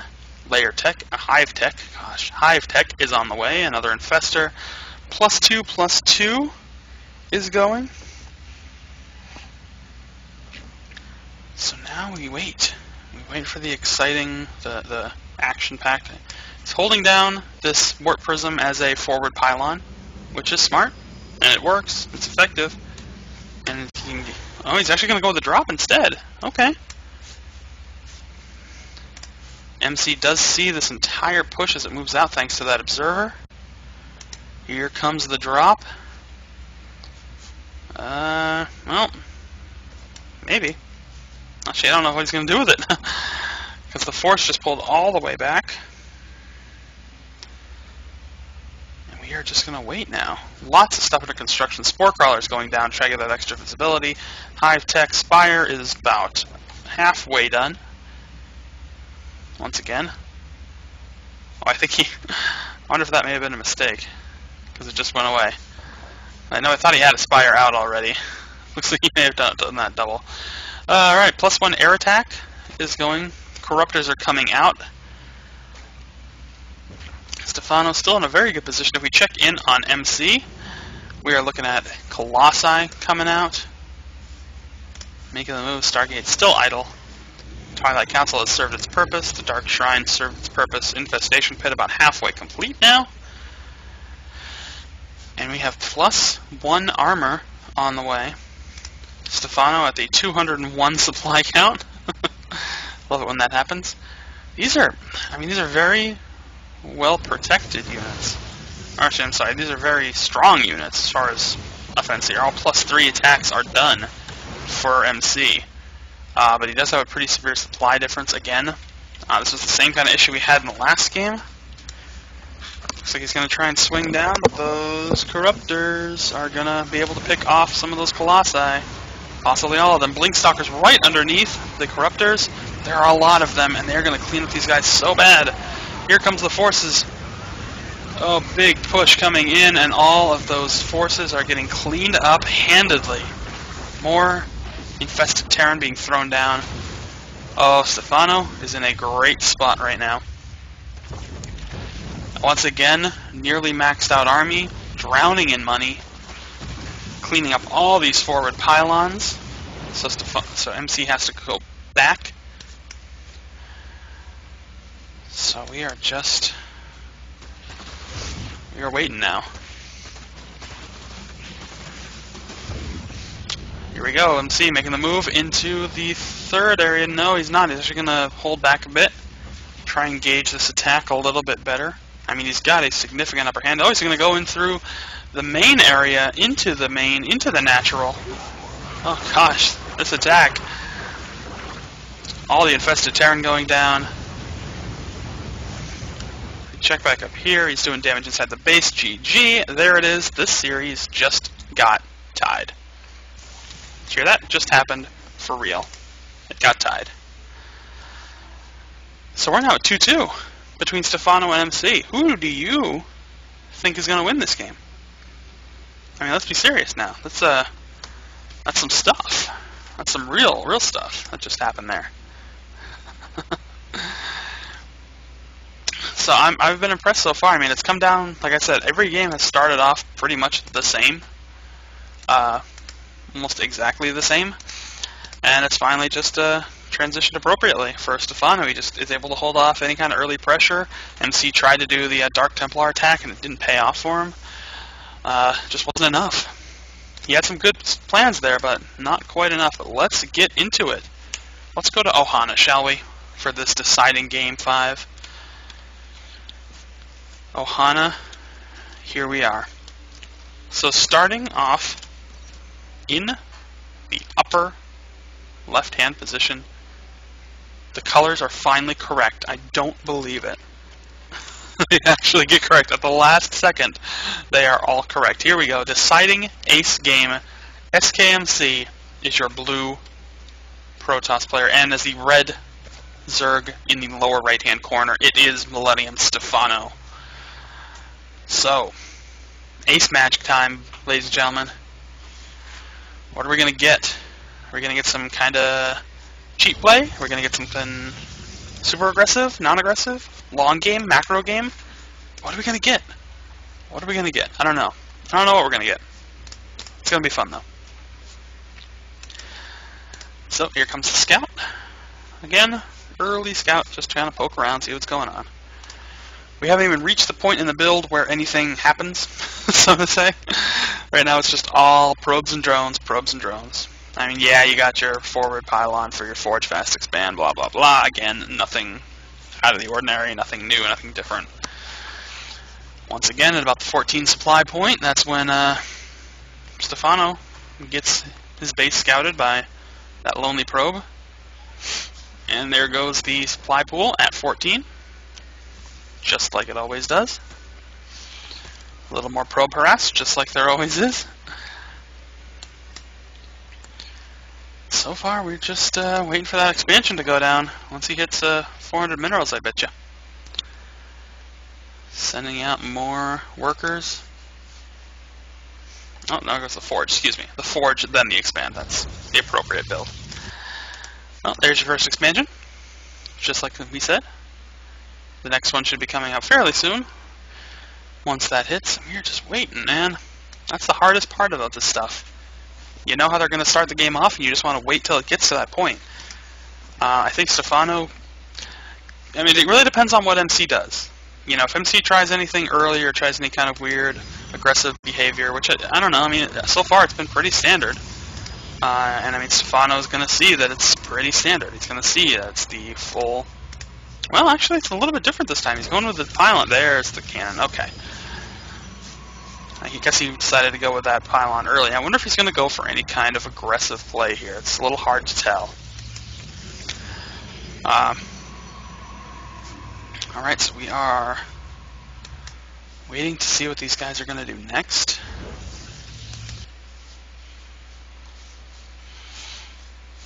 Here he goes, sending off to that third base. He's going to drop his base right there, right on the spot. Here it comes. Any second now, just waiting for the minerals. That's all it is right now. Bam, there it goes.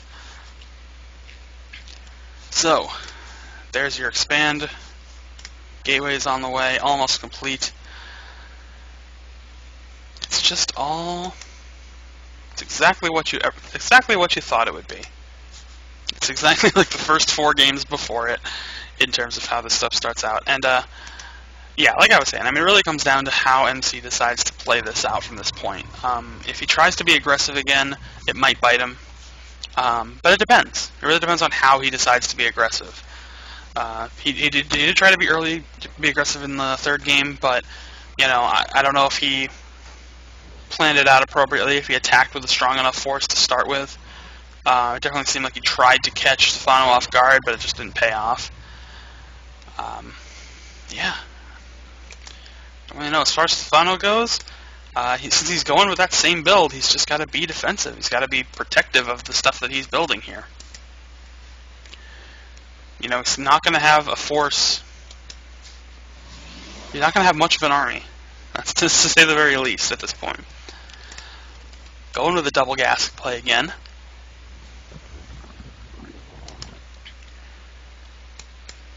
We are just going to hold on and wait for that defining moment. Another gateway goes down. Oh, 4 gates going down. 5 gates. Yep, he is going super aggressive play once again. Oh, what's he waiting for? Oh, 7 gates. Okay. He figured last time 6 gates wasn't enough. I need to go 7 gate pressure this time. That's probably going to be and that could very well be the deciding factor. I mean, you saw how hard it was for Stephano to hold off MC in that game 3. You know, he went with 6 gates, and it just wasn't enough. I mean, he had to fight to hold those off, and he did manage to hold it off, but forward pylon, it will be fully visible to Stephano. He's going to see that. He's going to see both of them. Will he see both of them, as a matter of fact? Yes, he does see both of those forward pylons. But what is Stephano going to do? I mean, this is very aggressive play by MC. He's just going full throttle, pedal to the metal. He is supply block now, for Stephano. And here we go. Warp gates on the way. Here come the units. Oh man, that's a lot of stalkers. Oh, this is not going to be pretty. That is not nearly enough lings to hold this off. He has to cancel the gas, tries to get some of that money back.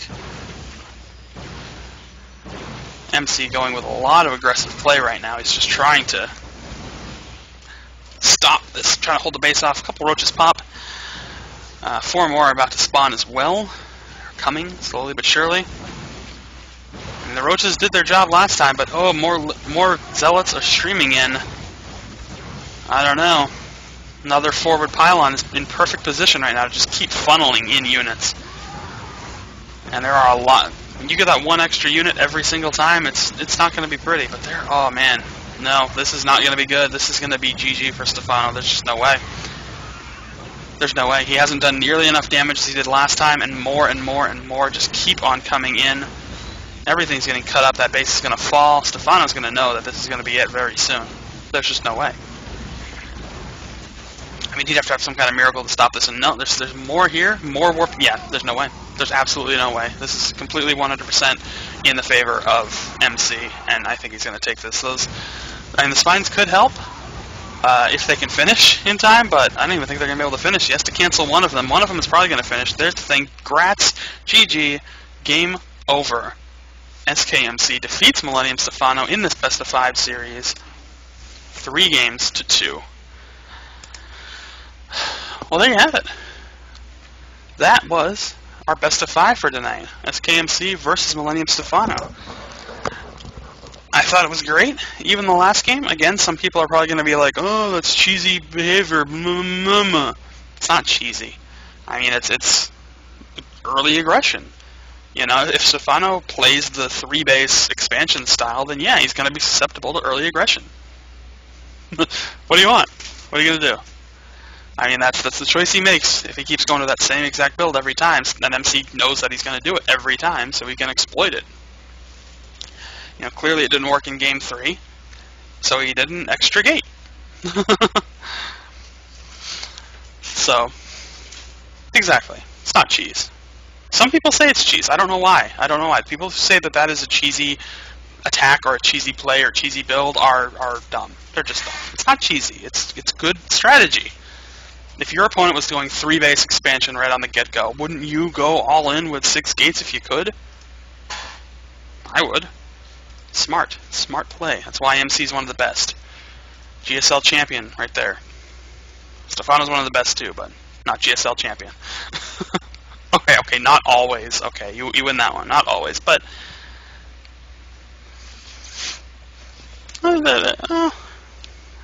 there's different deviations. And it's still, I mean, it's very susceptible if you're going with that much in terms of, you know, economy right off the bat. But there's different builds, there's different things to do. In any event, it was a good play by both of them, really good games.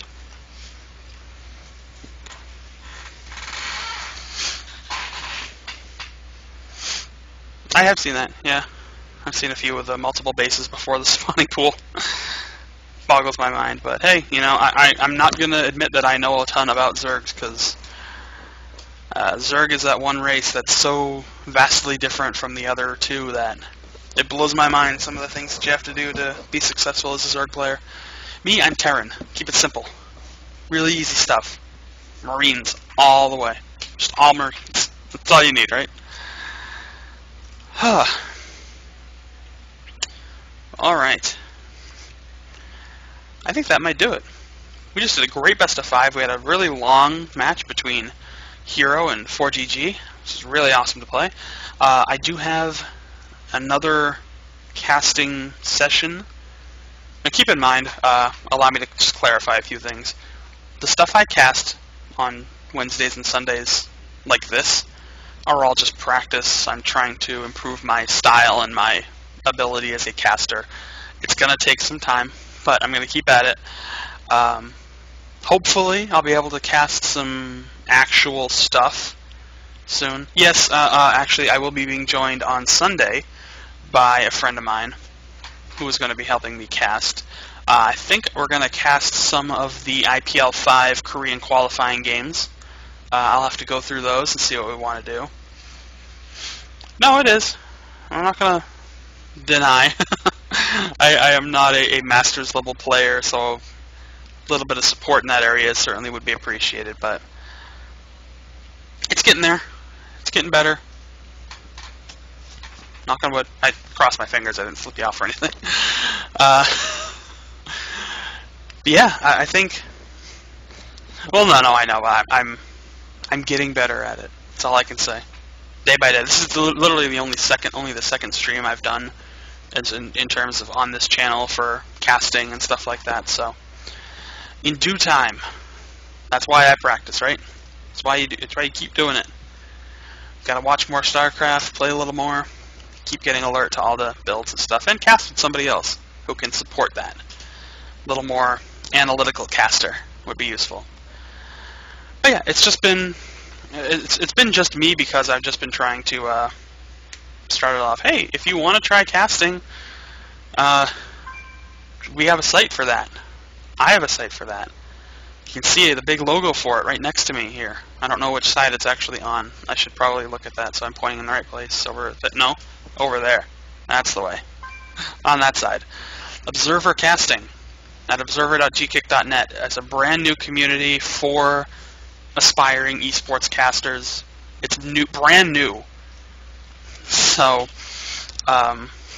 it's I'm working on it. We're trying to expand it and grow it and everything like that. The overlay, yeah, I do think I do need to change that up a bit. I like the look of it, but yeah, it does kind of interfere with some of the game, I think. I'll play with it a bit. Probably by Sunday I'll have something a little bit sleeker, a little bit cleaner and better. At least all the information's there. That's all you can really ask for. I tried to observe keeping the large right-hand side of it into account. But yeah, so Observer Casting. That's a great place to go if you want to try to be a caster, or if you want to just help other people become casters, or if you just want to talk about StarCraft or League of Legends or any other esport or whatever. It doesn't matter. I'm cool with it all. And of course, it is all presented by that one way up at the top there, GKick Network at gkick.net. That's a gaming site. It's my gaming site. It's what helps me do all this stuff, even though it doesn't actually make me any money yet. But yeah, it's all good. So, cool. Well, thank you all for hanging out and watching. Again, this will be available on YouTube, so if you did miss the live event, you'll be able to watch it all on YouTube when it goes up there. So thank you again for watching, everybody. Really appreciate it. And I'll see you on Sunday.